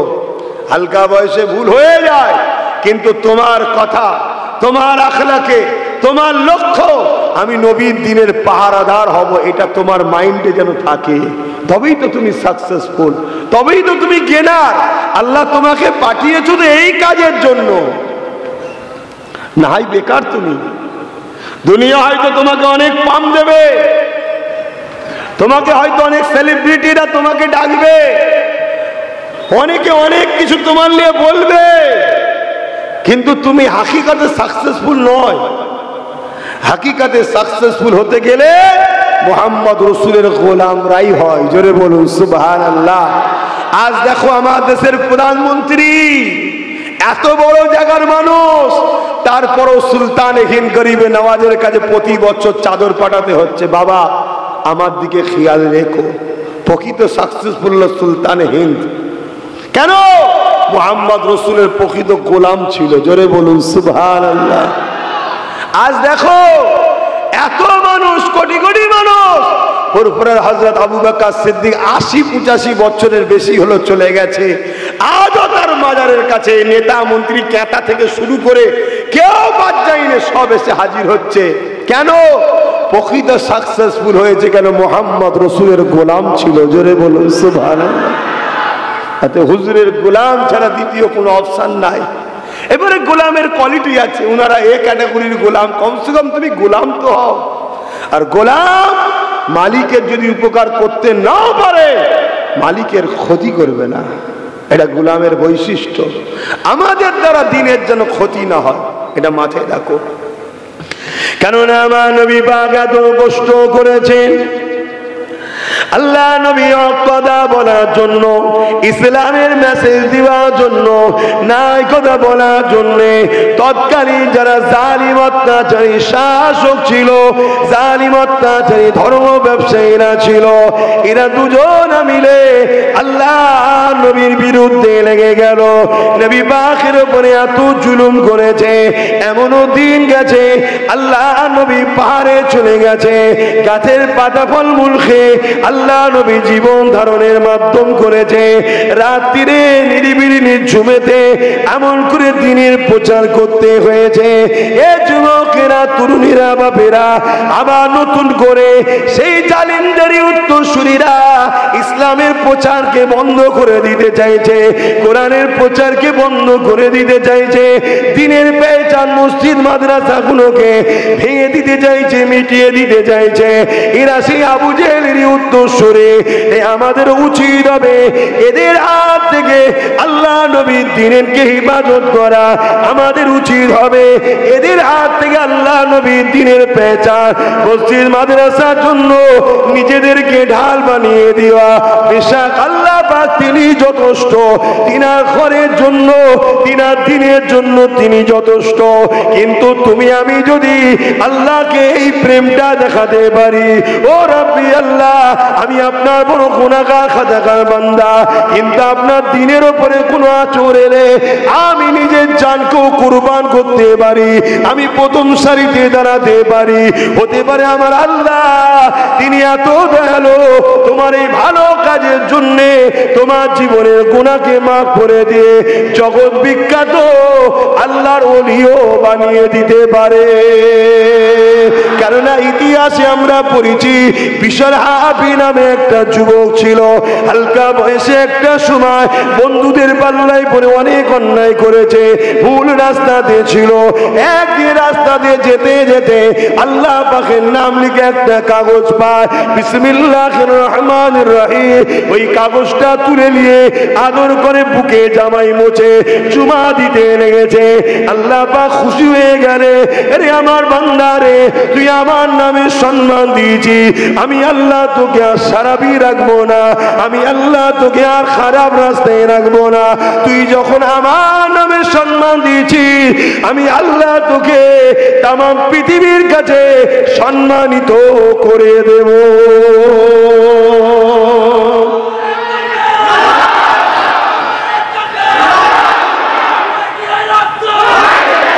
এত সম্মানিত আল্লাহ করে দিলেন। বিশার হাফি ইরাকে জিনার রওজা আছে, আমিও তিনার মাজারে হাজিরি দিয়েছি। জগৎ বিখ্যাত একটা ওলি হয়ে গেল, মুসলিম ঘরের ছেলে কেন, অমুসলিমরাও পৃথিবীতে কোটি কোটি বিশার হাফির নামটা জানে। জোরে বলুন সুবহানাল্লাহ। শুনছেন ভাই? নবীরাও বাকি সব জায়গায় হয়তো দুদিনের হিরো, দুদিনের সেলিব্রিটি, জ্যোতি বসুকে লোক ভুলে যাচ্ছে, অটল বিহারী বাজপেয়ী প্রধানমন্ত্রী, আরো কত ছিল আমি নিজেই জানি না, আপনারা জানেন নাকি? সব ভুলে যাচ্ছে। কিন্তু মুজাদ্দেদ আল পেশানিকে লোক ভুলছে। জোরে বলো। বড় বড় খেলোয়াড় লোক ভুলে যাচ্ছে। সুলতানে বাগদাদ গৌস পাককে লোক ভুলেনি, আজও স্মরণ রেখেছে। জোরে বলুন সুবহানাল্লাহ। মুস্তাফা জানে রহমতের গোলাম ইনারা, তোমরাও গোলাম হও আমার নবীর। আরে আমার নবী ছাড়া আছে কে? এত বড় ভিআইপি, এত বড় নেতা, এত বড় লিডার, এত বড় শাহিনশাহ, এত বড় বাদশাহ, দ্বিতীয় আছে কে? যার রাজত্ব চাঁদের উপরে চলে। জোরে বললেন না সুবহানাল্লাহ। যার হুকুমের গোলাম সূর্য পর্যন্ত হয়ে আছে। জোরে বলুন সুবহানাল্লাহ। জানেন না আমার নবী ইশারা করেছে সূর্য ফিরে এসেছে। হুজুরের গোলাম আমার নবী ইশারা করেছে চাঁদ নিজেকে নিজে দুটুকরো করেছে। আমরা তো হুজুরকে ভালোবাসি বলি, আমরা হুজুরের জন্য একটা আঙুল কাটতে পারবো নিজে হাতে? আর চাঁদ নিজেকে পুরো দুটুকরো করেছে। যেমন আমাদেরও জান আছে, চাঁদেরও জান আছে, যেমন আমাদেরও কষ্ট হয়, চাঁদেরও কষ্ট হয়েছে। কিন্তু গোলাম কাকে বলে? চাঁদ দেখিয়ে দিয়েছে। গোলাম একে বলে যেখানে আমার হুজুরের শানের ব্যাপার আসবে, ওখানে আর নিজের অস্তিত্ব, নিজের আরাম আয়েশের কথা মনে করলে হবে না। ওখানে জীবন দিয়ে হলো হুজুরের শান মর্যাদার ঝান্ডাকে তুলতে হবে। জোরে বলুন সুবহানাল্লাহ। আজ আমাদের যুব সমাজ, আমরা গাফলতি হওয়ার জন্যই আমাদের সমাজের একদল কীট জাহান্নামের কুকুর, তারা ফেসবুকে আমার নবীলে মিথ্যা কথা বলে, টিভির সামনে আমার নবীলে মিথ্যা প্রচার করে, নানা রকম প্রোপাগান্ডা চালাচ্ছে। আর প্রশাসন তাদেরকে অ্যারেস্ট করে না, যদিও চাপে পড়ে করে, হালকা ধারা দেয়, পরের দিন বেরিয়ে চলে আসে। সে তো বেরিয়ে চলে আসলো, যারা আন্দোলন করলো এবারে পুলিশ তাদের ঘরে তোলার চেষ্টা করে। কেন? এটা আমাদের যুব সমাজের দোষ, আমাদের দোষ। আমরা সমাজের কীট পতঙ্গ মানবরূপী পশুগুলোকে সব নেতা বানিয়েছি। কথা শুনছেন না শোনেন? তারা আমার রসুলের দুশ্মনী করে, তারা ক্ষমতার আসনে বসে তাদের পিছনে কিছু লোককে সাহায্য করছে। তুই এটা লেখ, আমি তো আছি, ক্ষমতা তো আমার হাতে, পুলিশ তো আমার হাতে। যদিও চাপ দেয় মোল্লারা, একটু তুলে নিয়ে বার করে দেবো, কিন্তু এই সুযোগে হাজার হাজার মুসলমানদের নামে কেস দেবো, হাজার হাজার মুসলমানদের ঘর ছাড়া করব, এইসব পরিকল্পনা চলছে। শুনছেন তো নাকি? আর আপনি যদি রাসূলুল্লাহর হয়ে কথা না বলেন, ইমাম মালিক হুজুর বলছে তার মধ্যে ঈমান নেই। তাহলে একদিকে আপনাকে বলতে হবে, অপরদিকে বলতে গেলে আপনাকে আবার মিথ্যা কেসে জড়িয়ে দেওয়া হবে। এর জন্য আমরাই তো দোষী, আমরাই তো দোষী। কেন? আমরা আমাদের ডিউটিকে কাঁধ থেকে ফেলে দিয়েছি। আল্লাহ আমাদেরকে পাঠিয়েছে নেতৃত্ব দিবার জন্য, আল্লাহ আমাদেরকে খেলাফত খলিফা করে পাঠিয়েছে, প্রতিনিধিত্ব করার জন্য পাঠিয়েছে। গরিবের সেবা, বিধবার সেবা, এতিমের সেবা, অসহায়ের সেবা, রাষ্ট্র সেবা, এগুলো করার জন্যই তো আল্লাহ পাঠিয়েছে আমাদের ঘরে। আমরাই তো ইনসাফ প্রতিষ্ঠিত করব, আমরাই তো ন্যায় প্রতিষ্ঠিত করব, আমরাই তো সুবিচারের ব্যবস্থা করব। কিন্তু আমরা হাল ছেড়ে দিয়ে যত সব 2 নম্বর জাহান্নামের কীটগুলোর হাতে সব দায়িত্ব দিয়ে দিয়েছি, আর তারা নিয়ে আমাদেরকে তো লুটছে আর সমাজের সর্বশ্রেণীর গরিবদের উপর জুলুম করছে, আর সব পাপের বোঝা আমাদের মাথায় আল্লাহ চাপাচ্ছে। আমার ওয়াজ বুঝছেন তো নাকি? ভুল হচ্ছে নাকি? কেন সবচেয়ে বড় গাদ্দার তো আবার আমাদের কওমের একদল মোল্লা মৌলী সাহেব আছে, যারা শুধু বলে ওসব আমরা করি না, ওসব নিয়ে ভেবো না, আর অথচ তাদেরই সব ভেতরে ভেতরে বসে সেটিং নেতাদের সাথে সব লেনদেন টেবিলের তলা দিয়ে হচ্ছে। শুনছেন তো নাকি? আমি স্পষ্ট কথা বলা লোক ভাই, চিল্লে চিল্লে কথা বলে বলে বলে বলে আমার অবস্থা খারাপ, কিন্তু নিয়ত করেছি যতক্ষণ ধরে জান আছে অন্যায়ের বিরুদ্ধে বলবো, ন্যায়ের পক্ষে বলবো। কেন অন্যায়ের বিরুদ্ধে ন্যায়ের পক্ষে বলার নাম হলো কি? ইসলাম। বলুন বলুন, ইসলাম। আমার নবী যখনই অন্যায়ের বিরুদ্ধে বলেছিল, তৎকালীন জালিম শাসকগুণ আমার নবীর বিরোধী করেছিল। তাহলে তুমি নবীর উম্মত দাবি করো, তোমার যদি বিরুদ্ধে জালিম শাসকরা না হয় তাহলে কিসের উম্মত হলে তুমি? তোমার বিরুদ্ধেও তো হবে, কিন্তু এটা হলে তোমায় ভয় করলে হবে, আর ছেড়ে ছেড়ে থাকলেও হবে না। একমুটো হয়ে থাকো, এই 5টাকেই ভেঙে দেওয়া যাবে। আর 5টা যদি এরকম হয়, এইটাই আমি করতে চাইছি, এটাই আমি বুঝাতে চাইছি। আজকে তোমরা দেশ বিদেশে কাজ করো, সেখানে গিয়েও তোমরা এখন নিরাপদ নয়, জান সব হাতে করলে ঘুরছো। এই মনে হয় ভিড় পিটিয়ে মেরে ফেললো, এই মনে হয় রাত্রিরে পুলিশ এসে তুললে চলে গেল। এসব হচ্ছে না হয়নি? কই কই তোমার রাজ্যের মাথায় যিনি বসে আছে তোমাদের জন্য কি করছে বলো? অথচ কষ্ট করে করে এসে গুঁজে গুঁজে সব খাওয়ালে তো, খান খান খান খেয়েলেন, কি করছে? এজন্য আমি 2021 থেকে বলছিলাম যে দেখ, আমরা হয়তো একা পারবনি, তোদের মাথায় ঢুকছে, ঠিক আছে, একা যদি নাও পারি, আমরা চেষ্টা করলে 60, 70, 80, 90, 110টা পর্যন্ত দখল করতে পারি। তো বাকিটা যে যা লাই লিখে যাক, আমাদের হাতে তো কিছুটা রাখার পরে কেউ যদি বলে যে ভাই আমাকে সাথ দে, আমি তার সাথ দেবো, কিন্তু আমার দিয়া পা, এই যে চেয়ারের 4টে পা, একটা আমি লাগাবো বসে যদি পাকামু করিস আমি পা খুলে নেবো, তোকে ফেলে দেবো। এটা বলেছিল আমার কম, কিন্তু আমার কথা বোঝে না। এখন বুঝছে না বোঝে না? একটু আওয়াজ দেবেন, একটু বুঝছে না বোঝেন? যদি বোঝেন এখনো সময় আছে, শুধরে যান, এখনো টাইম আছে। কেন আর একটা আইন কেন্দ্র সরকার করতে চাইছে, ওই আইনটা হলো এটাই, তোমরা ভারতবর্ষে থাকবে, নাগরিকত্ব পাবে না। শুনছেন তো নাকি? এখনো কিন্তু ওটা করতে পারেনি, কিন্তু করার জন্য ওরা কিন্তু এক পা। আর মনে রাখবে, সব পাখি মাছ খায় আর মাছ রাঙার দোষ হয়। ভেবনি শুধু কেন্দ্র সরকার একা আমাদেরকে মিটাচ্ছে, সব রসুনের মাথাগুলো আলাদা থাকলেও পিছনগুলো কিন্তু এক জায়গায়। দেখেছেন রসুন? রান্নাঘরে ঢোকেন না নাকি? মা বোনেদের সাথে, বিশেষ করে স্ত্রীর সাথে রান্নায় সহযোগিতা করা, এটা নূর নবীর সুন্নাত। জোরে বলুন সুবহানাল্লাহ। আমার নবী পুরো দুনিয়া আখেরাতের বাদশা হওয়ার পরও নিজের স্ত্রীর সঙ্গে টাইম দিতেন, রান্নাঘরে স্ত্রীর সঙ্গে কাজ করে দিতেন, আবার শক্ত জিনিসকে চিবিয়ে চিবিয়ে আম্মাজানদের গালে খাইয়ে দিতেন। জোরে বলুন সুবহানাল্লাহ। এটা হলো সুন্নাত। সংসারও করতে গেলে হুজুরের মতো করতে হবে, মহব্বত তৈরি হবে। কথা বুঝে আসছে? দুনিয়ায় অন্য কাউকে ফলো করে লাভ নেই, সব ধোঁকা, রং তামাশা। হুজুর হলেন অরিজিনাল। তো রসুন দেখবেন মাথাগুলো আগে পিছু থাকলেও পিছনটা দেখবেন এক জায়গায়।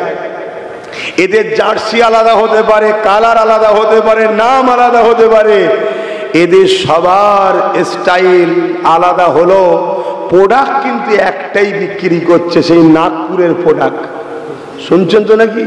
এই নাগপুরের নাই বলুন তো ভাই, আমি কোনো ধর্মকে ছোট করছি না, যার ধর্ম তার কাছে, কিন্তু অন্য ধর্মের ধর্মীয় কোন প্রোগ্রামের খাদ্য ইসলামের জন্য হালাল না হারাম? একটু জোরে বলবেন। জোরে বলবে। কোন জায়গায় যদি শিরক হয়, গান বাজনা হয়, সেই মেলার খাদ্য কেউ যদি খিনে বিসমিল্লাহ বলে খায় সে কাফের হয়ে যাবে, ফতোয়া শুনছেন তো নাকি? তাহলে মেলার খাবার খেলে হারাম। কেন হারাম? কেন মেলায় বেশরিয়াতি কাজ হয়, নাচ হয়, গান হয়, ইসলাম বিরোধী কাজ হয়, তার জন্য সেই খাদ্যটা খাওয়া হারাম। আর যেখানে শিরক হয় সেই অনুষ্ঠানের খাদ্য খাওয়া কি হারাম নয়? আজকে বড় প্ল্যান করে প্রত্যেকের বাড়িতে হারাম খাদ্য ঢুকাবার একটা পরিকল্পনা করছে। আলেম উলামা ইমাম মসজিদে প্রতিবাদ করছে। কিছু মাথায় ঢুকছে না? এক কথা বলছেন না কেন? ঢুকছে না মাথায়? কেননা এই শয়তান গুলো জানে, এ বেঈমান গুলো জানে, মুসলমানদের ঘরে হারাম খাদ্য যদি না খাওয়ানো যায় এদের রক্তটা হালাল থাকবে, হালাল রক্ত দিয়ে হালাল সন্তান হবে, ওই সন্তান ইসলামের কাজে লাগবে। আর মুসলমান দিয়াকে যদি ছলে বলে কলে কৌশলে হারাম খাদ্যগুলোকে খাইয়ে দেওয়া যায়, এদের রক্তগুলো অপবিত্র হারাম হয়ে যাবে। হারাম রক্ত শরীরে থাকলে পাক জান্নাতে যাবে না।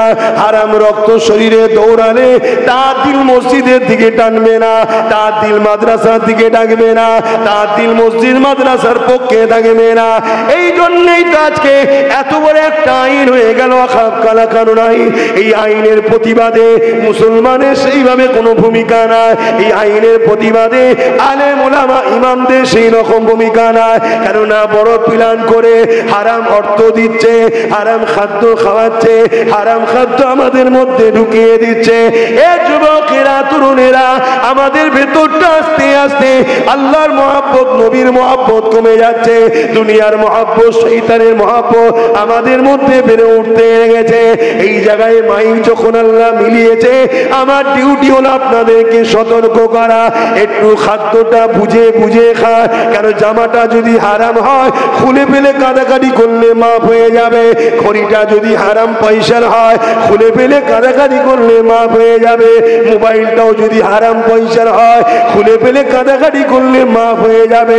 গাড়িটা যদি হারাম পয়সা হয় ছেড়ে দিয়ে তওবা করে কাঁদাকাটি করলে মাফ হয়ে যাবে। কিন্তু মুখ দিয়ে যদি হারাম খাদ্য ঢুকে যায়, রক্তটা যদি হারাম হয়ে যায়, ওই হারাম রক্তের শরীরের মানুষটা মসজিদের পক্ষে থাকবে না, ও মসজিদকে ভেঙে দিবার পক্ষেই থাকবে, ও মাদ্রাসার পক্ষে থাকবে না, মাদ্রাসাকে ভেঙে দিবার পক্ষে থাকবে। এই জন্য বেঈমানেরা, ইসলামের দুশমনেরা আর বড় প্ল্যান করে আমাদেরকে হারাম খাদ্য খাইয়ে দিবার প্ল্যান করছে। তাই মনে রাখবে, ভিক্ষা কারো থেকে নেবেন না, কারো দয়াতে ফ্রি খাবার খাবেন না। হ্যাঁ, একটা সুদ করে বাড়ি আপনি যদি যে কাজ করেন ওই কাজের যদি মজুরি 1 লাখ হয়, আপনি 1 লাখ টাকাই নেবেন, ওটা কোনো হারাম নয়, ওটা হলো আপনার মজুরি হালাল। কিন্তু সুদখোর যদি আপনাকে ফ্রিতে 1 কাপ চা দেয়, ওই চাটা খাওয়া আপনার জন্য হারাম। শুনছেন তো নাকি? ফ্রি খাবার খাবেন না, ফ্রি নেবেন না। কেন? শয়তানরা কোনোভাবে আমাদেরকে শেষ করতে পারেনি। যুগে যুগে অস্ত্র শয়তানদের ছিল, পাওয়ার শয়তানদের ছিল, জালিমদের হাতেই ক্ষমতা ছিল।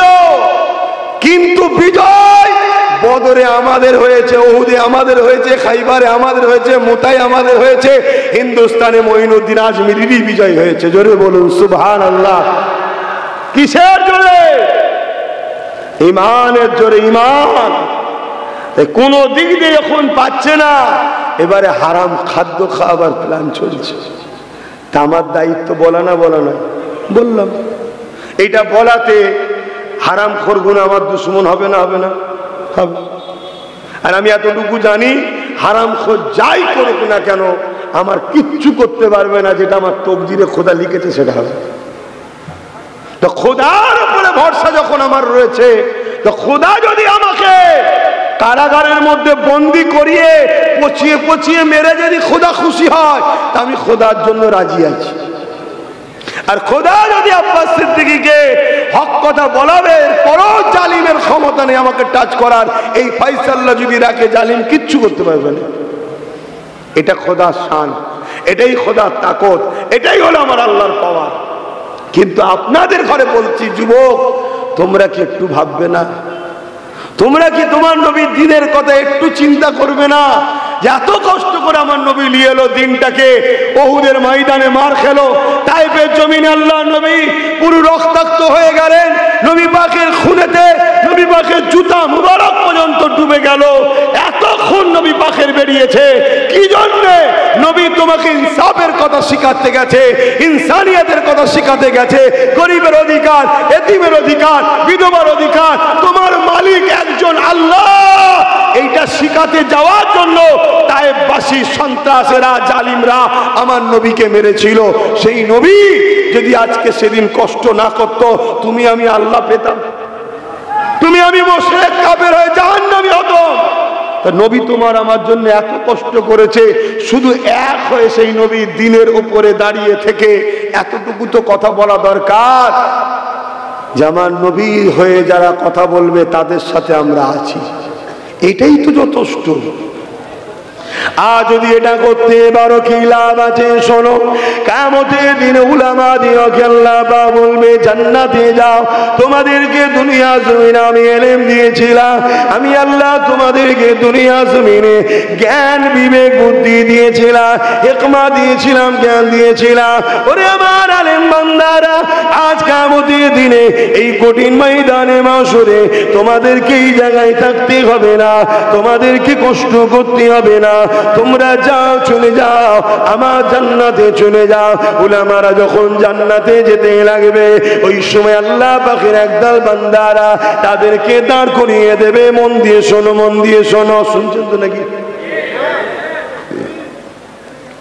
ওই সময় দাঁড় করিয়ে দিয়ে বলতে লাগবে, হে আল্লাহ পাকের আলেম বান্দারে, দুনিয়া জমিনে আপনারা ওয়াজ করতে করতে বলতেন আল মারউ মা মান আহাব্বা, দুনিয়ায় যে যাকে ভালোবাসবে তার সাথে আল্লাহ পাকে জান্নাতি হয়ে যাবে। দুনিয়া জমিনে তো আমরা আপনাদেরকে ভালোবাসতাম, আমরা আপনাদেরকে দ্বীনি মাহফিল করে দিতাম। এটা কারা করেছে? তোমরা করেছো, তাই তো সেটা বলতে পারছি। এখানে কি কৃতিত্ব আমার একা না? তোমাদেরও। তোমাদেরও দিনের জন্য আমি একা কাজ করছি, তোমরাও তো করলে। আপনাদের উপরে যখন কোনো বাধা আসতো, আমরা রাস্তায় নেমে পড়তাম, আপনাদের পাশে দাঁড়াতাম, আপনাদেরকে পিয়ার করতাম, আপনাদেরকে সর্বদিক দিয়ে সহযোগিতা করতাম। দিনের জন্য অর্থ লাগলে আপনারা যখন বলতেন, আমরা মাথার ঘামকে পায়ে ফেলা অর্থ আপনাদেরকে দিতাম, কত কষ্ট করে ইনকাম করা পয়সা দিয়ে দিতাম, কেননা আপনারা বলেছেন দিনের জন্য লাগবে। আপনাদেরকে বিশ্বাস করে ভালোবেসে আমরা আপনাদের কাছে দিয়ে দিয়েছি। আজ আপনারা জান্নাত চলে যাচ্ছে, অথচ আপনারা বলেছেন আল মারউ মা মান আহাব্বা, দুনিয়ায় যে যাকে ভালোবাসবে তার সঙ্গে জান্নাতে যাবে। তাহলে আপনাদের সাথে আমরা যাব না কেন? এই কথা যখনই উলামা দিওকে তারা বলবে, ওই সময় আলেম বান্দাগণ আল্লাহ পাকের আরশে দিকে ফিরে যাবে। আল্লাহ পাককে যে বলবে, আল্লাহ দুনিয়া আপনার দ্বীনের প্রচার আমরা করেছি, জালিমের জুলুমের বিরুদ্ধে কথা বলেছি, ইনসাফের কথা বলেছি, আপনার সৃষ্টিকে ভালোবাসার কথা বলেছি, গরিবের অধিকারের কথা বলেছি, যাকাতের কথা বলেছি, নামাজ রোজা যাকাতের কথা বলেছি, শিরক থেকে মানুষকে বাঁচার কথা বলেছি। হে রব্বি আল্লাহ, এগুলো বলতে গিয়ে মুশরিকরা বিরোধী হয়েছিল, জালিমরা বিরোধী হয়েছিল, ধনীরা যারা যেমন করে গরিবদেরকে লুটতো, ওই বদমাইশরা আমাদের বিরোধী হয়েছিল। আল্লাহ পাক এই বিরুদ্ধে মোকাবেলা করতে গিয়ে আমাদের একা ক্ষমতা ছিল না, আপনার অনেক বান্দারা আমাদের সাথ দিয়েছিল। আজকে তারা আমাদের সঙ্গে জান্নাতে যেতে চায়। আল্লাহ পাক তাদেরকে কি আপনি আমাদের সাথী বানাবেন না? কিন্তু তাদেরকে আমরা ওয়াজ করেছিলাম আল মারউ মা মান আহাব্বা, দুনিয়ায় যে যাকে ভালোবাসবে তার সঙ্গে জান্নাতে যাবে। আমার আল্লাহ বলল, আমার উলামা বান্দারে, সত্যাটা তোমরা সত্য কথা বলছো, যাও যাও, দুনিয়ায় যারা তোমাদের সঙ্গে বন্ধুত্ব করেছিল, তোমাদেরকে ভালোবেসেছিল, আজকে দিন আমি আল্লাহ তাদেরকেও জান্নাতি বানিয়ে দিলাম। আরো জোরে বলুন সুবহান।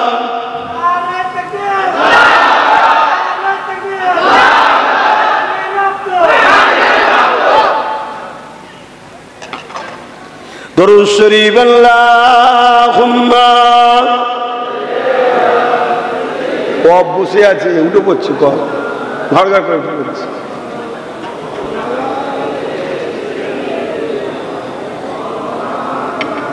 ঢেকে রাখেন এই ঠান্ডা গরম হচ্ছে তো এর জন্য খুব অসুবিধা হচ্ছে আজ প্রায় এক সপ্তাহ ওয়াজ করতে খুব কষ্ট হচ্ছে সেই কুরবানির দ্বিতীয় দিন থেকে দ্বিতীয় দিন আমরা আমি কুরবানি দিই দ্বিতীয় দিনে কুরবানি দিয়ে আর ওই ঘাম অবস্থাতে এই গোসল করে ফেলেছিলাম সেই যে ধরেছে সেই থেকে চলছে এই সমস্যা কিন্তু যা হয় হতে যায় আপনারা আমার কথা বুঝতে পারছেন তো ব্যাস আল্লাহ জি হালে রাখে শুকরিয়া বলি আলহামদুলিল্লাহ দেখছেন না মাঝে মাঝে হড়াং হড়াং করে দিচ্ছে কি আল্লাহ চাইলে ঠিক জলসা হয়ে যাবে আর আল্লাহ যদি এটাও চাই এটা তার কোল চাপা ফেলে আমাদেরকে মারবে আমরা কি খুশি নয় জোরে বলবেন তো খুশি নয় উপায়টা কি আছে বলেন তো আল্লাহ যদি বলে মারবো খুশি না হয়ে উপায় কি আছে বাঁচার উপায় আছে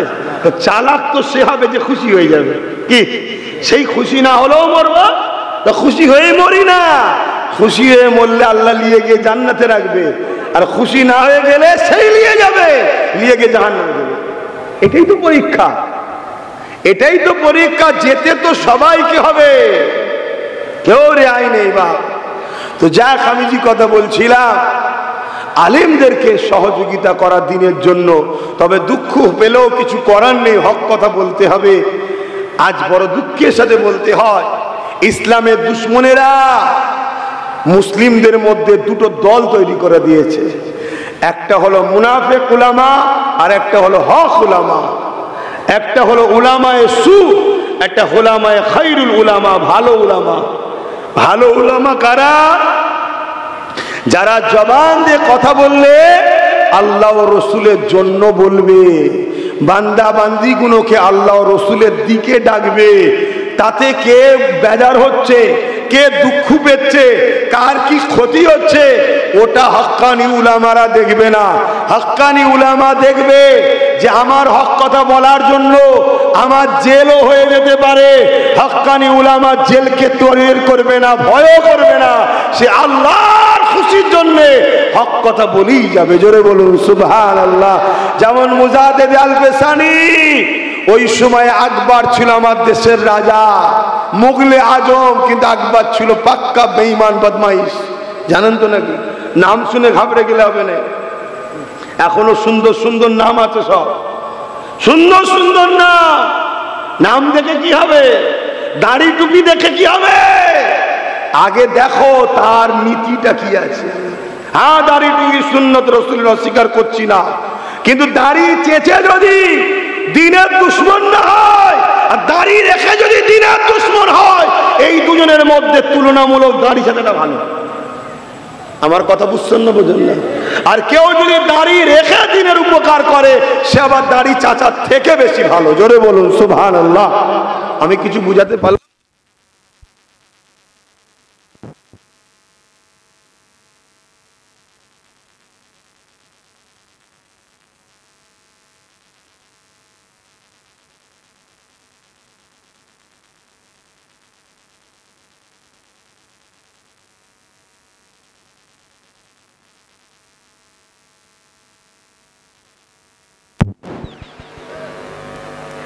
Bluetooth mode.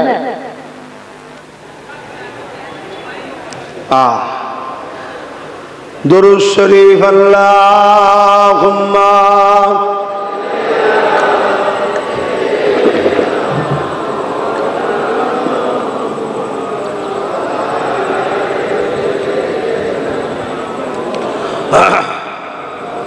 আমি কি বুঝালাম বুঝলেন তিনটে লোক একটা লোক দাড়ি টুপি আছে ইসলামের প্রেমিক আর একটা লোক দাড়ি টুপি আছে ইসলামের দুশমন আর একটা লোকের দাড়ি টুপি নেই কিন্তু ইসলামের দুশমন নয় তিনটে লোক এ হচ্ছে কে যে এ ক্যাটাগরি পাস 100% যে দাড়ি টুপি ইসলামের বন্ধু সে তো 100% পাস কিন্তু বাকি রইল দুটো এই দুটোর মধ্যে দাড়ি টুপি নেই এ পাপী এ গুনাহগার, কিন্তু ইসলামের দুশ্মনী করেনে বলে বেঈমান নয়, এও জান্নাতে যাবে মার খেয়ে, আজাব খেটে, বা আল্লাহ চাইলে একদিন একে দাড়ি টুপিওয়ালা বানিয়ে গুনাহ মাফ করিও জান্নাত দিতে পারে। জোরে বলুন সুবহানাল্লাহ। কিন্তু যে বেটা দুশ্মন, ও দাড়ি টুপি রয়েছে তো কি হয়েছে? রাস্তায় ধরুন আপনি মোটরসাইকেলে যেচ্ছেন, আর ওই খাকি ড্রেস পরে দুজন দাঁড়িয়ে আছে, আপনি দাঁড়িয়েছেন, বললো মোটরসাইকেল থেকে নামলেন, বন্দুক দেখিয়ে বলছে বের এখান থেকে, মানে চোর পুলিশ নয় এটা, কিন্তু আপনি কি দেখে দাঁড়ালেন? ড্রেস দেখে। তো এইরকম দাড়ি টুপিওয়ালা সমাজে অনেক মৌলভী সাহেব বেরিয়েছে যারা আমাদেরকে চুরি করবে ঈমান, যারা আমাদের ঈমান চুরি করতে নেমেছে। চিনবেন কি করে? ওই বললাম তো, তারা ইলম অর্জন করবে ঠিকই, কিন্তু নবীর দ্বীন বাঁচাবার জন্য কথা বলবে না। তারা কথা বলবে তাদের দুনিয়ার তাগুদি জালিম হুকুমতের জন্য কথা বলবে। তারা সরকারের ভাড়াটিয়া পোষা গোলাম। যেমন হতভাগা আকবর আমার দেশে কোরআনের বিরুদ্ধে একটা কিতাব লিখেছিল, দ্বীনে ইলাহি নাম। যুবকরা শোনো, কাজ কামে ব্যস্ত থাকো, পড়ার সময়ও পাওনি, আর এখন পড়ারও বয়সও নেই। কিন্তু পড়ার বয়স কখনো শেষ নাই, মৃত্যু পর্যন্ত পড়তে পারে, কিন্তু সময় পাচ্ছ না। তাই আমি বলছি শোনো, ওই দ্বীনে ইলাহি নামে একটা কিতাব আকবর লিখলো। রাজা, ভারতের রাজা, তখন আফগান, শ্রীলঙ্কা, কাবুল, মুলতান, কি বলে পেশোয়ার, মুলতান, এই বিরাট এলাকা নিয়ে ভারত, পাকিস্তান, বাংলাদেশ সব ভারতের মধ্যে। এত বিরাট এলাকার রাজা, মুগলে আজম বলা হয়, সব থেকে বড় মুঘলদের নাকি বাদশা ছিল আকবর। ও শয়তান উলামাদের ঘরে অর্থ দিয়ে কিনেছে, মাথা দেখে বেরেনিয়ান, খুব হাই এডুকেটেড উলামাগুলোকে কিনেছে, কিনে তাদের দিয়ে একটা কিতাব লিখিয়েছে দ্বীনে ইলাহি। বদমাইশ জাহান্নামী উলামাগুলো লিখেও দিয়েছে। উদ্দেশ্য কি? কোরআনটাকে ব্যান করব। তাহলে কত বড় শয়তান চিন্তা করছে। তাহলে সেদিন যদি আকবর প্ল্যান মারে, তাহলে আজকে এরকম দ্বারা লোক আছে না? নাই? হ্যাঁ কি না বলবেন? তো এই কিতাবটা লিখে বিশাল একটা বড় গাছের ওপরে ঝুলিয়ে দিয়েছে, লাল কাপড় জড়িয়ে। লালটা নজরে বেশি যায়। সকালবেলা লোকজন উঠেছে, চাষি, মাঠে খাটা, লেবার খাটা, তারা দেখছে রে কি একটা দুটো তিনটে করে ভিড় জমছে। ভিড় জমতে বিশাল চারিদিকে খবর হয়ে গেছে। আকবর তখন ঘোড়ার গাড়ি চেপে, রাজার যে গাড়ি ছিল, আসতে লেগেছে। সরে যাও জাহাপানা এসছে। কথা বুঝে আসছে? একজনকে দিয়ে নাবাবার পর আকবর বলছে, কাল রাত্রিরে আমি খবে দেখেছি আমার উপর একটা কিতাব আসছে, এইটা হলো সেই কিতাব দ্বীনে ইলাহি। শুনছেন না শোনেন? এই প্রচার এবারে গ্রামগঞ্জে করতে হবে তো ভাই। আম মানুষ মানবে এটা? এই আম মুসলমান মানবে? ওই আকবর আলেম ওলামা মুফতিদের ঘরে বললো, যা তোদেরকে ভাড়া দিয়ে এমনি প্রচার কর। সব প্রচার করতে শুরু করলো। সময়ের সাথে সাথে সব কিছু হয়। আমাদের শাহিনশাহ, আমাদের সুলতান, সে আমাদের সবকিছু, এভাবে বুঝাতে লেগেছে। ভাই একদম সরল পিরান মানুষ যারা হয়, ধর্মপ্রেমী, তারা তো আলেম ওলামা মানেই তো জান কুরবান নাকি? এ কথা বলছে না? তারা ভাবছে মুফতি মৌলানা, এত বড় বড় স্কলার, এত বড় বড় মৌলানা, এত লোক প্রচার করছে, কেন মানবো না?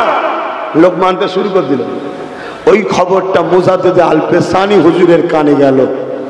হুজুর আকবরের বিরোধী শুরু করলো, আকবরের চরম বিরোধী শুরু করলো।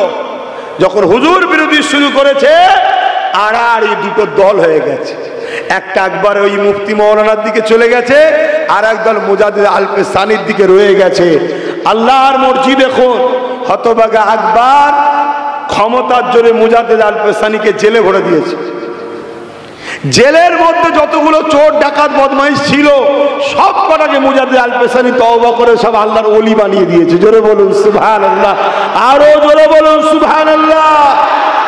তখন মুজাদ্দেদ আল পেশানি এই কথা যখন চারিদিকে ছড়িয়ে গেল, হতভাগা আকবরের কাছে তার সৈন্যরা এসে বলছে, জলদি করে মুজাদ্দেদ আল পেশানিকে জেল থেকে বার করো, না দেশে কিন্তু বিদ্রোহ বাড়ছে, বিদ্রোহ বাড়ছে। আল্লাহ শান হযরতে বাদশাহ আলমগীর রহমাতুল্লাহ আলাইহি হতভাগা আকবরেরই উত্তরসূরি আকবরকে জেলে বন্দী করে মুজাদ্দেদ আল হযরতে কি বলে বাদশাহ আলমগীর রহমাতুল্লাহ আলাইহি তিনি সিংহাসন দখল করলেন, দখল করে মুজাদ্দেদ আল পেশানিকে জেল থেকে আজাদ করলেন এবং হুজুরের কদমে পড়ে ক্ষমা চেয়ে হুজুরের কাছে বায়াত মুরিদ হয়ে গেলেন। জোরে বলুন সুবহানাল্লাহ, আরো জোরে বলুন সুবহানাল্লাহ। অতএব বাপ হককে জিন্দা করতে গেলে ঝড়ঝাপটা আসবে, কিন্তু সেই ঝড়ঝাপটাই তোমাদের উচিত উলামাদের সঙ্গে থাকা, তাই তো নাকি? হক উলামা, তোমাদেরকে ভাবতে হবে কোন উলামা তোমাদেরকে কি বলছে, তোমাদের ভাবতে হবে কি সমস্যা হচ্ছে নাকি, হাওয়াতে ট্রান্সমিটারের সমস্যা হচ্ছে নাকি, তো ওই জায়গাতে তোমরা কেন ভিড় করছো, ওখান থেকে সরে দাঁড়াও। এত সাহস, আর ওইদিকে শুধু কানে একবার বললে হয় ডাকাত চলে আসবে রে, অমনি ভয়ে সব জড়ো হয়ে গেছে। তোমাদের উচিত হক উলামাদের সাথ দেওয়া। বাবেরা নওজোয়ান তরুণেরা আসে দুনিয়াদারি করতে হবে, কারবারের কথা ভাবতে হবে, ব্যবসার কথা ভাবতে হবে, রুজির কথা ভাবতে হবে, সংসারের কথা ভাবতে হবে, সব কিছুর মধ্যে দিয়ে তোমাকে আখিরাতের কথা ভাবতে হবে। আখিরাত তখনই তোমার কামিয়াবি হবে। আল্লাহ তোমাকে যে জন্য পাঠিয়েছে ওই কাজ তুমি যখন বেশি বেশি করে করবে। কি হলো, পানি হচ্ছে নাকি আবার? হ্যাঁ পানি হচ্ছে তা হালকা হালকা হচ্ছে, তো কি হয়েছে, এখানটা চেয়ার দিয়ে দাও না, আর কি দরকার, একটা রাস্তা রাখলেই তো হবে। সময় চলে যেতে লেগেছে, যতদিন যাচ্ছে তুমি আমি কবরের দিকে আগিয়ে আগিয়ে যাচ্ছি, তোমার আমার মৃত্যুর দিকে তুমি আমি আগিয়ে যাচ্ছি। কি করলাম তুমি আমি একটুখানি ভাবো, এরপরও বলে যাব যদি ইসলামের কোনো উপকার করতে না পারো, অন্যায় ইসলামের দুশ্মনী করে ফেলো না, ইসলামের ক্ষতি করে ফেলো না। আর যেমন কেন্দ্র সরকার আইন তৈরি করেছে ওয়াকফ কালা কানুন, ইসলামকে মিটিয়ে দিবার একটা ষড়যন্ত্র করেছে। কারণ ইসলামের মেন পেহচান হলো মসজিদ, ইসলামের মেন পেহচান হলো মাদ্রাসা, ইসলামের মেন পেহচান হলো ঈদগাহ, খানকা, কবরস্থান। এগুলো থাকা মানে মুসলমান রয়েছে, এইগুলোকে মিটিয়ে দিবার ষড়যন্ত্র করতে লেগেছে। এই জায়গায় তোমার উচিত হবে এর বিরুদ্ধে যারা আন্দোলন করছে তাদেরকে তোমাদের সাথ দিয়া, তা না করে যারা এই কাজকে পিছন থেকে সহযোগিতা করছে তাদের যদি সাথ দাও, মনে রাখবে আল্লাহ পাকের কাছে জবাব দিতে হবে। মনে রাখবে গুনার মাপ আছে, ইসলামের ক্ষতিকারকদের মাপ নাই। ও আরে বাবা, হালকা হালকা পানি হচ্ছে, এক্ষুনি বন্ধ হয়ে যাবে রে বাবা।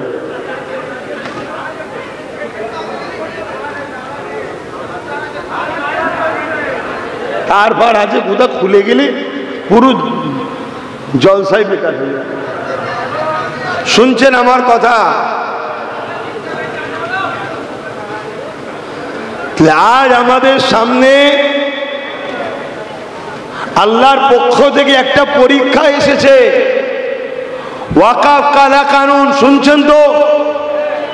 প্রত্যেকটা ইসলামের উলামা যারা হবে, দুনিয়াদার তাগুতি শক্তি জালিম শাসকদের দালাল যদি না হয়, প্রত্যেকটা আলেম, প্রত্যেকটা ইমাম, প্রত্যেকটা পীর মাশায়েখকে ইমানি দায়িত্ব হলো মাইক সামনে পেলে বা জুম্মার খুতবাতে 5 মিনিট হলো ওয়াকফ নিয়ে বলা দরকার আছে না নাই? কেন ওয়াকফ হলো আমার ইসলামের ঐতিহ্য। এই ভারতবর্ষে 29 লক্ষ হাজার লক্ষ বিঘে জায়গায় ভারতবর্ষে মুসলমানদের রয়েছে, যেটা ধর্মীয় জায়গা, মসজিদ, মাদ্রাসা, কবরস্থান, ঈদগাহ, খানকা। আজকে সেই জায়গাকে রাজ ক্ষমতার জোরে লুটতে চাইছে। এজন্যই বলেছিলাম রাজ ক্ষমতা দরকার, রাজ ক্ষমতা দিয়ে লুটতে চাইছে। এই জায়গায় উলামাদের উচিত এই সমাজকে জাগাবার জন্য প্রত্যেকটা মাহফিলে, প্রত্যেকটা অনুষ্ঠান জায়গাতেই, প্রত্যেকটা মাইক সামনে পেলে ওয়াকাব নিয়ে মানুষকে সজাগ করা, যে ওয়াকাব আমাদের ধর্মীয় ব্যাপার, ওয়াকাব আমাদের ঐতিহ্যের ব্যাপার, ওয়াকাবকে কোনোভাবে ধ্বংস হতে দেওয়া যাবে না।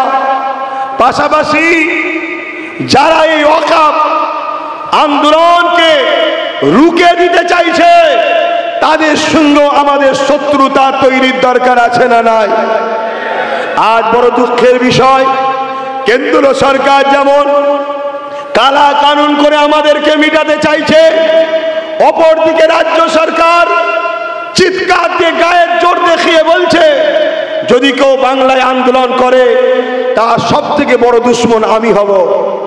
ইনারা দুজনাই ওই আগে যে বললাম রসুনের মাথা এক পিছনে এক, মাথা আলাদা পিছনে এক, এদের সবারই লক্ষ্য ইসলামকে মিটানো।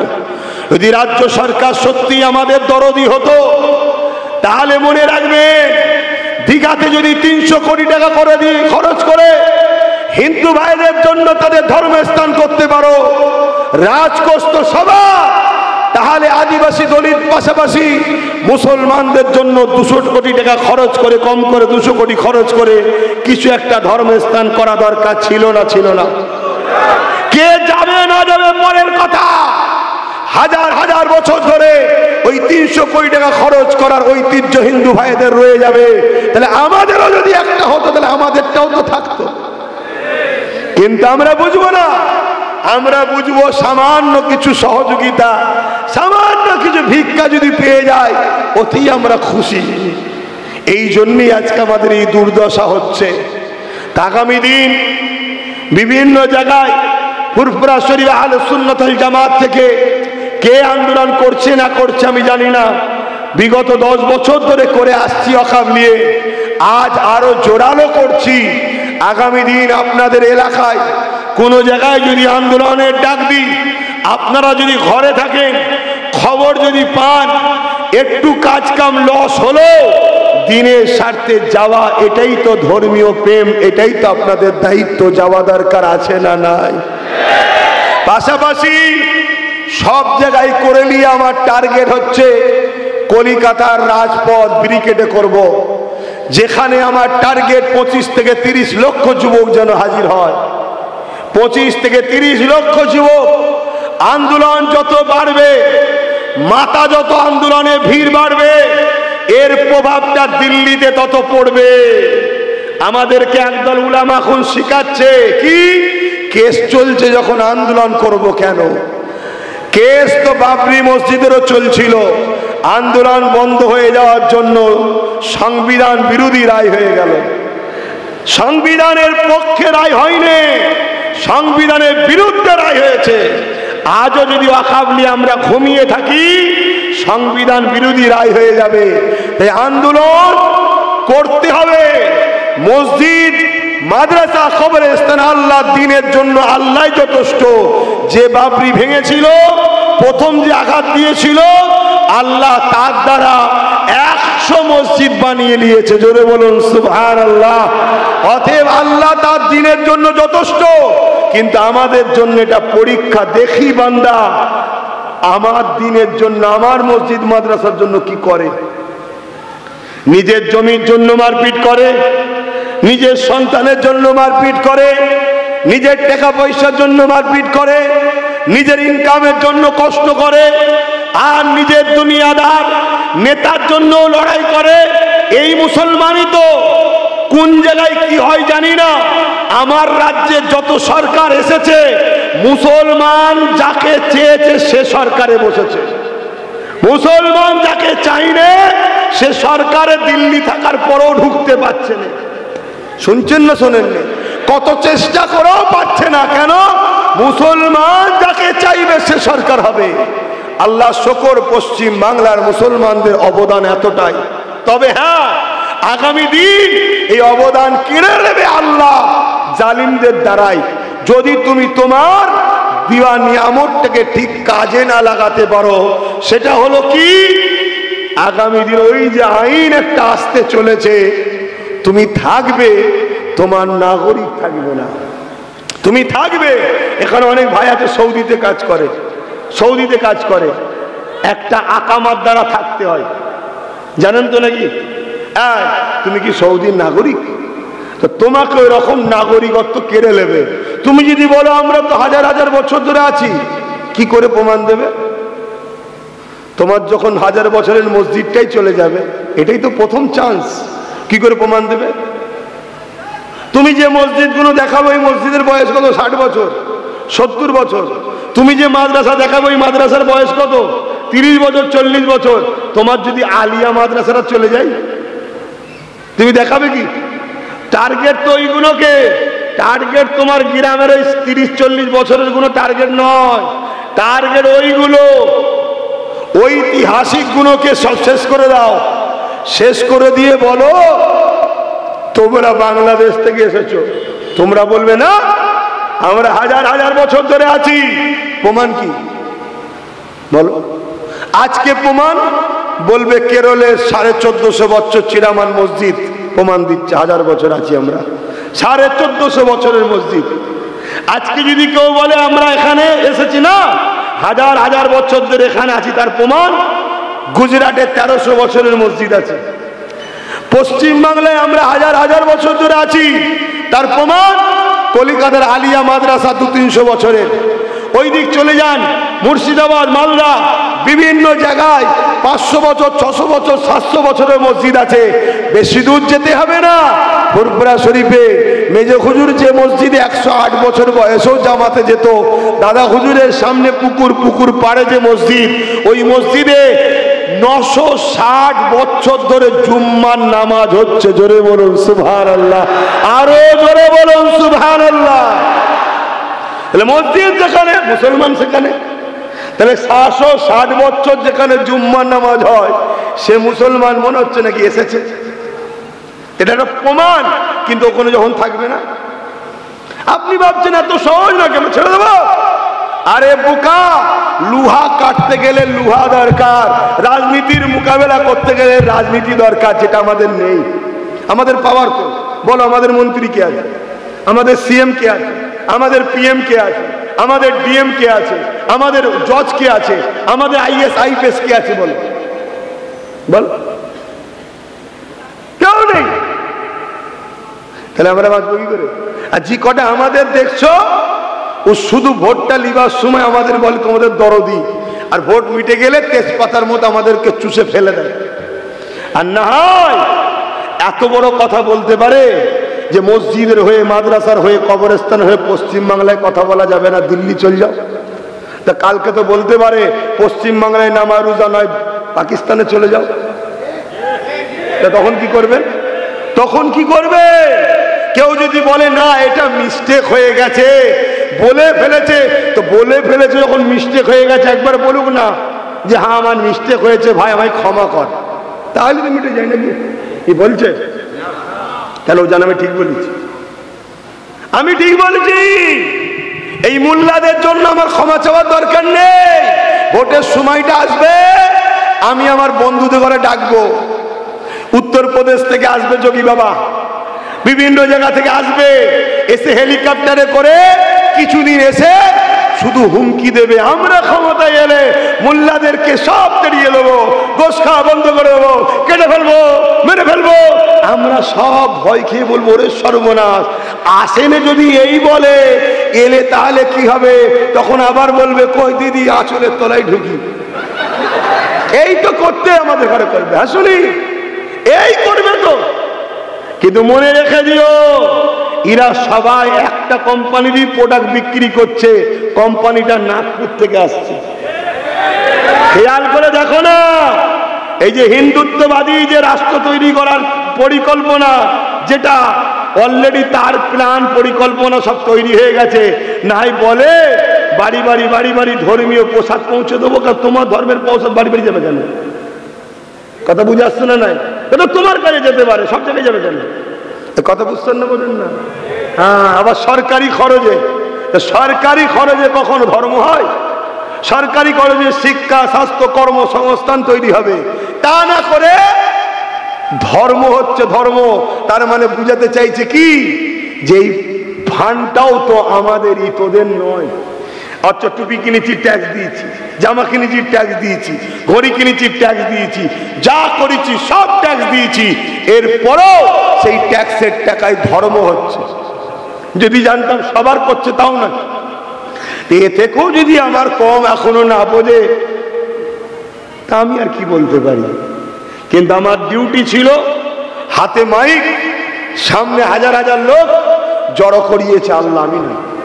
এসব আল্লাহ তোমাদেরকে নিয়ে এসেছে। আমার ডিউটি হক কথা বলো, বললাম। খুব খেয়াল করে দেখো, ফুরফুরা শরীফের টাইটেল মাদ্রাসা দাদা হুজুরের তৈরি করা, 14টা শিক্ষক নেই কেন ভাই?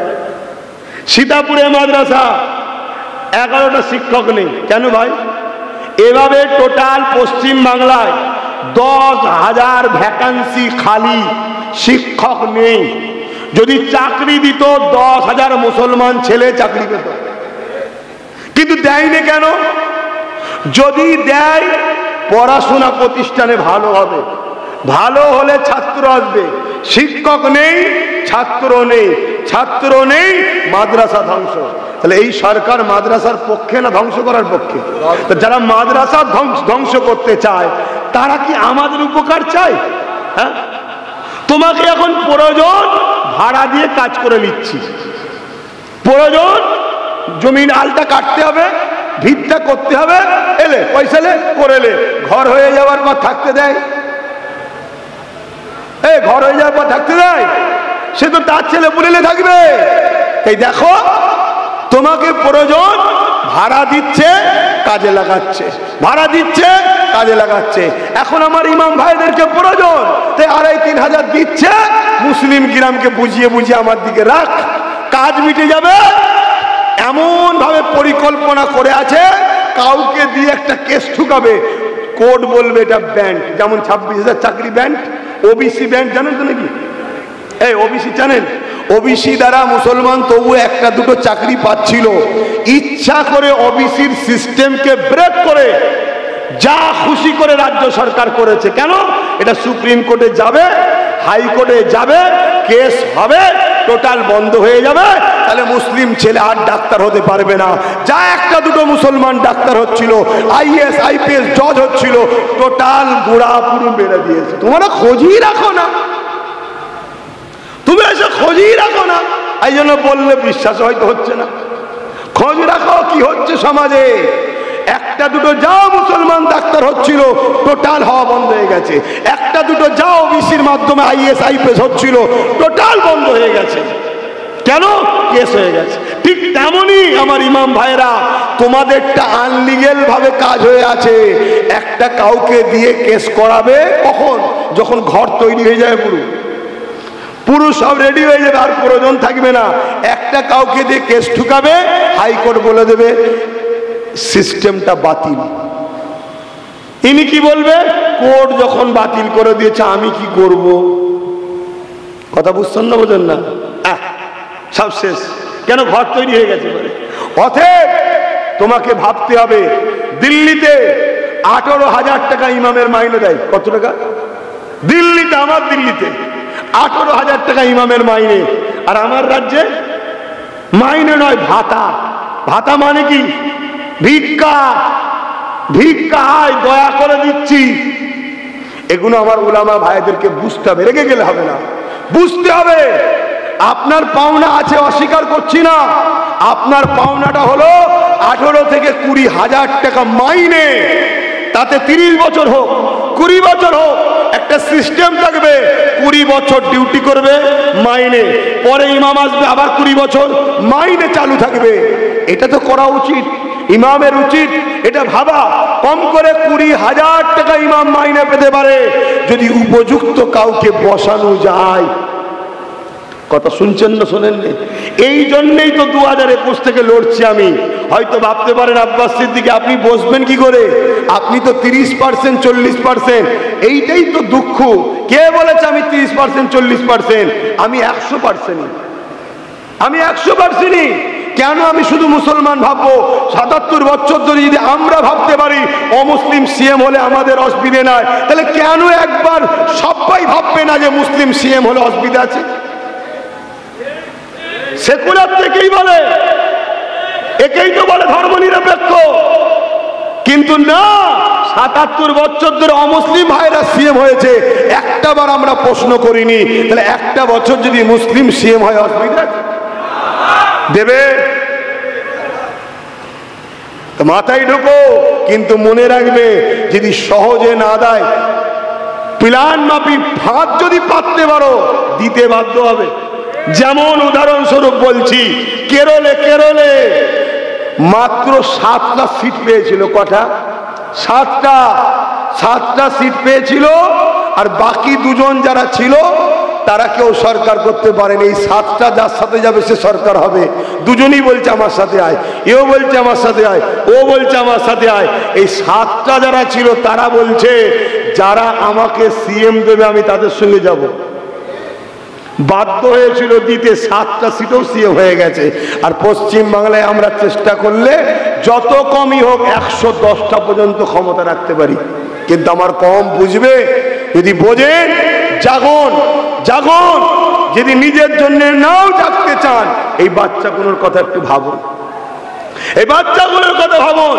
যদি আমার মসজিদের উপরে যাদের হিংসা, আমার মাদ্রাসার উপরে যাদের হিংসা, আমার কবরস্থানের উপরে যাদের হিংসা, তারা মনে হয় আমার বাচ্চাদের উপরে দয়া আছে?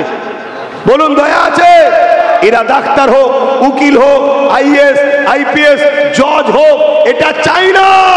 এরা চায় এরা মূর্খ হোক আর গুন্ডা ডাকাত হোক, আমাদের হয়ে মারপিট করুক, এটা চাই। যদি বুঝার হয় বুঝবেন, না বুঝার হয় আমার আর কিছু বলার নেই। কেন আরো উলামা আছে, ওয়াজ করবেন। আমি সংক্ষেপ করছি, সালাম দেবো। ইয়া নবী